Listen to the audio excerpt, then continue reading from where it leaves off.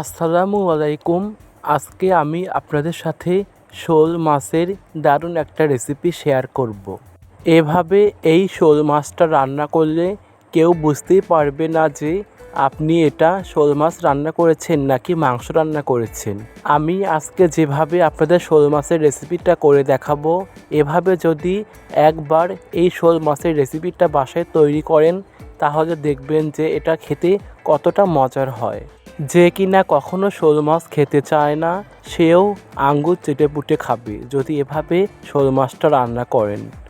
প্রথমে আমি শোল মাছটা রান্না করার জন্য এখানে 500 গ্রাম একটা শোল মাছ নিয়েছি। শোল মাছটা আমি কেটে বেছে ভালোভাবে পরিষ্কার করে ধুয়ে নিয়েছি। আর শোল মাছের চামড়াগুলো আমি একদম ছিলে মাংসের মতো করে নিয়েছি। এভাবে শোল মাছের চামড়া ছিলে নিলে খেতে অনেক মজার হয়, আর বুঝতেও পারবেন না যে আপনি এটা মাংস খাচ্ছেন নাকি মাছ খাচ্ছেন। আমি মাছের সাথে মাছের চামড়াগুলো ভালোভাবে পরিষ্কার করে ধুয়ে নিয়েছি। এই শোল মাছের চামড়া ছাড়ানোটা অনেক সহজ। এবার আমি শোল মাছটা রান্না করার জন্য চুলায় একটা কড়াই বসিয়ে দিলাম। তারপর কড়াইয়ে দিয়ে দিলাম 4 টেবিল চামচ সয়াবিন তেল। এবার মিডিয়াম সাইজের 5টা পেঁয়াজ কুচি দিয়ে দিলাম। তারপর আমি পেঁয়াজ কুচিগুলো ভালোভাবে তেলের সাথে নেড়ে চেড়ে হালকা বাদামি করে নেব। বেশি বাদামি করার দরকার নেই। পেঁয়াজগুলো যখন হালকা বাদামি হয়ে আসবে তখন এর মধ্যে দিয়ে দিতে হবে বাটা মশলা। এবার আমি এর মধ্যে একে একে মশলাগুলো দিয়ে দিলাম 1 চা চামচ জিরা বাটা, 1 চা চামচ ধনিয়া বাটা, 1 চা চামচ আদা বাটা, 1 চা চামচ রসুন বাটা, দিয়ে দিব 2 চা চামচ শুকনা মরিচের গুঁড়া। তারপর আমি দিয়ে দিব 2 চা চামচ লবণ। তারপর দিয়ে দিব 1 চা চামচ হলুদের গুঁড়া। আমি এখানে সব কিছুই বাটা মশলা ব্যবহার করেছি, তবে আপনারা জিরা ধনিয়া বাটার পরিবর্তে গুঁড়া মশলা ব্যবহার করতে পারেন। এবার সামান্য একটু পানি দিয়ে মশলাগুলো নেড়ে নিব। মশলাগুলো নেড়ে নেওয়ার পর দিয়ে দিব ছোট 2 টুকরা দারচিনি, একটা বড় এলাচ। আপনারা চাইলে এখানে সাদা এলাচও ব্যবহার করতে পারেন, তবে সাদা এলাচের থেকে বড় এলাচের ভালো একটা ঘ্রাণ বের হয়, আর মাছটাও অনেক সুন্দর মজার হবে। এবার আমি ভালোভাবে মশলাগুলো নেড়ে ছেড়ে কষিয়ে নিব। মশলাগুলো আমি ভালোভাবে কষিয়ে নিয়েছি। এবার আমি কষানো মশলার মধ্যে একে একে মাছগুলো দিয়ে দিব। সবগুলো মাছ আমি কষানো মশলার মধ্যে দিয়ে দিয়েছি। এবার আমি মশলার সাথে মাছগুলো ভালোভাবে নেড়ে চেড়ে নিব। চুলার আঁচটা কিন্তু মিডিয়াম আঁচে রাখতে হবে। বেশি জোরে আঁচ দেওয়া যাবে না, আবার বেশি কমও আঁচ দেওয়া যাবে না।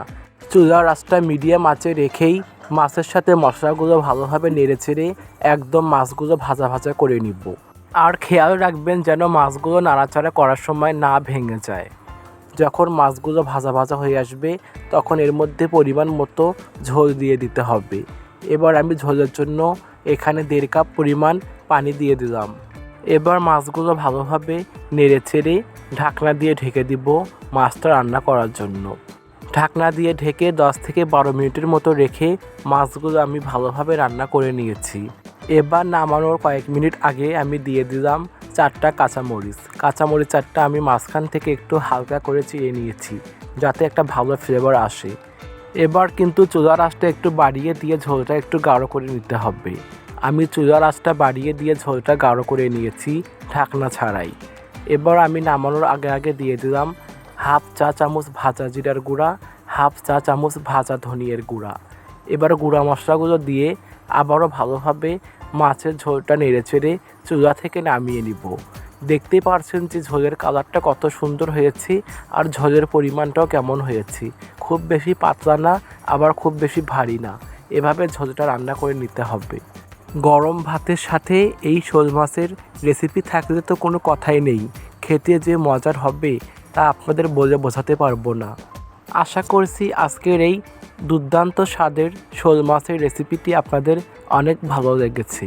আজকের রেসিপিটি ভালো লেগে থাকলে দয়া করে আমার এই চ্যানেলটি সাবস্ক্রাইব করে পাশেই থাকবেন। সাথে লাইক কমেন্ট শেয়ার করতে ভুলবেন না। আজকে এই পর্যন্তই। আল্লাহ হাফেজ।